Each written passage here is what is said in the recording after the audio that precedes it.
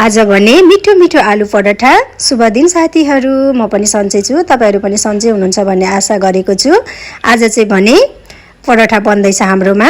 आज चाहिँ मेरो मम्मीले मेरो लागि पराठा बनाइदिनु हुँदैछ। मलाई चाहिँ पराठा कस्तो खान मन लागिरहेको थियो, त्यसको लागि मम्मीले मलाई पराठा बनाइदिनु हुँदैछ।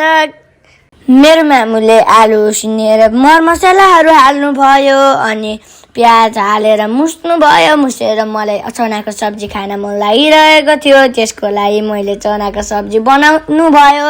पहिले चाहिँ रोटी बेल्नु भयो अनि रोटी बेल्नु भयो अनि बेलेर त्यहाँभित्र आलु हाल्नु भयो।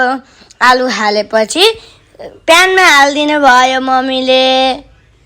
मम्मीले मिठो मिठो पराठा बनाउनु भयो अनि मम्मीको च्यानलमा लाइक एन्ड सब्स्क्राइब गरिदिनुहोस्। By by.